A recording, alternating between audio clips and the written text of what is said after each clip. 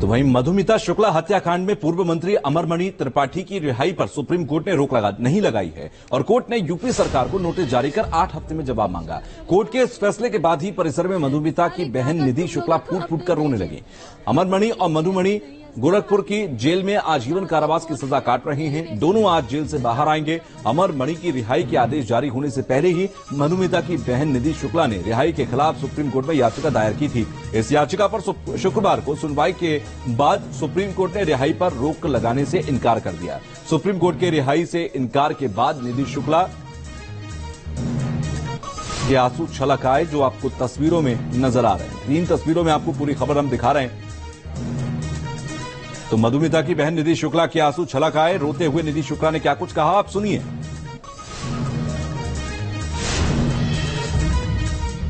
CI से प्राप्त जो मेरे पास कागज है वो ये सारे बताते हैं कि अमरमणि 12 सालों से जेल ही नहीं गया। तो इस वजह से तो भ्रष्ट नहीं है तो क्या है वो? अच्छे चाल चलन की बात करते हैं। किस अच्छे चाल चलन की बात करते हैं? अस्पताल में दरबार लगाता है, रात में अपने घर चला जाता है। हिंदुस्तान की महिलाओं की बात करते हो। 20 साल हो गए हमको, हम बर्बाद हो गए हैं इस केस में। हर तरह से पूरा जीवन में ना नर्क कर दिया तुम लोगों ने। हम पूरे देश की महिलाओं से ये बात कहते हैं कि कभी भी इंसाफ हिंदुस्तान में मत मांगना, वरना हमसे ज्यादा मेहनत कोई इंसान नहीं कर सकता। इतने साल से हम मेहनत कर रही है, सिला दिया है तुम लोगों ने मेरी मेहनत का। शर्म करो, ईश्वर कभी माफ नहीं करेगा तुमको। सारे कागज तुम लोगों को हमने भेजे कि अमरमणि जेल में नहीं है, अस्पताल में है। 50 फोन किए, मेल भेजा, तुमने रात में अमरमणि मधुमणि को रिहा कर दिया। शर्म करो सुप्रीम कोर्ट, तुमको सिर्फ हमको सुप्रीम कोर्ट से एक मेरी आसरा है, मेरी उम्मीद है, हम पे रहम कर दीजिए, रहम कर दीजिए हम पे। मधुमिता के हत्यारों को रिहा मत होने दीजिए।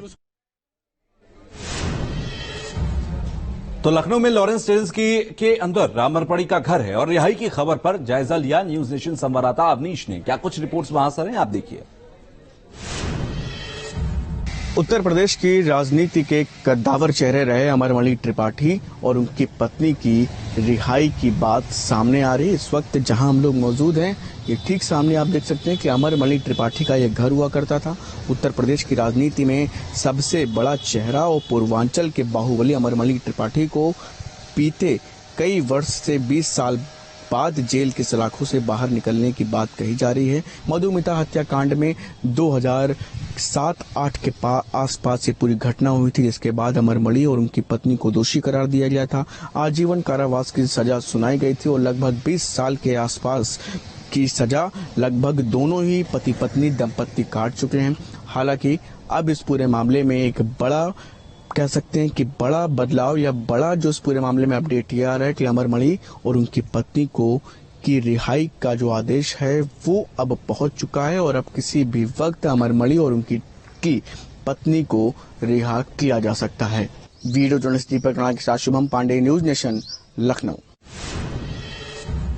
तो कत्ल के वक्त मधुमिता के पेपर मिल कॉलोनी के घर में मौजूद थी और उसी घर में मधुमिता की हत्या हुई। एक रिपोर्ट आपको दिखाते हैं इस पर। मैं इस वक्त जहां मौजूद हूं, ये मधुमिता शुक्ला का घर है, जहां पर उनकी हत्या की बात कही जाती है। ये पेपर मिल कॉलोनी में घर स्थित है, जहां पर वो अपने घरेलू सहायक देशराज के साथ रहती थी और यहीं पर बताया जाता है कि उनका शव यहीं बरामद हुआ था। आवाज, तेज धमाके की आवाज सुनकर जब देशराज जो उनका सहायक था कमरे में वापस आया तो उसने देखा कि मधुमिता खून से लथपथ पड़ी थी और जो 2 व्यक्ति उनसे मिलने आए थे वो वापस चले गए थे। इस पूरे मामले में सीबीआई ने पूरे मामले को केस हैंडओवर किया। मामले की जांच हुई। जांच में अमरमणि और उनकी पत्नी इन दोनों को दोषी ठहराया गया। यहाँ तक कि जो मधुमिता बताया जाता है उस समय गर्भवती थी, उनके पेट में जो बच्चा था वो अमरमणि का था। ये तमाम चीजें डीएनए और तमाम ऐसे टेस्ट किए गए जिसमें चीजें साफ हुई, जिसके बाद सीबीआई कोर्ट ने दोषी ठहराया और आजीवन कारावास की सजा सुनाई। और अब इस पूरे मामले में जो अमरमणि को है बड़ी राहत मिलती हुई दिख रही दोनों ही दंपतियों को। और ऐसे में अब जो रिहाई की बात कही जा रही है सुप्रीम कोर्ट से भी मामला लगभग साफ तौर पर उनकी रिहाई में किसी भी तरह की रोड़े की स्थिति नहीं दिख रही है। तो जल्द ही अमरमणि को इस पूरे मामले में जिसमें वो दोषी ठहराए गए थे, जिसमें वो सजा काट रहे थे, उसमें उनको राहत मिलती नजर आ रही है। वीडियो जर्नलिस्ट दीपक राणा के साथ शुभम पांडे, न्यूज नेशन, लखनऊ। तो रिहाई के मसले पर सियासत शुरू हो गई है। कांग्रेस और समाजवादी पार्टी ने बीजेपी पर हमला बोला है। क्या कुछ कह रहे हैं आप सुनिए। कि सरकार पूरी तरीके से इसमें लगी हुई और बिना सरकार की मर्जी से कुछ नहीं हुआ है।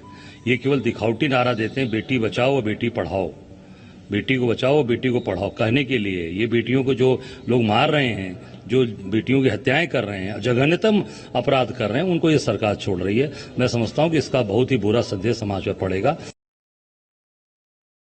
तो भारतीय जनता पार्टी और उसकी सरकार हमेशा बहन बेटियों के खिलाफ होने वाले अत्याचार, अन्याय, दुर्व्यवहार में जो अपराधी शामिल होते हैं, उन अपराधियों को संरक्षण देना बीजेपी का एजेंडा है।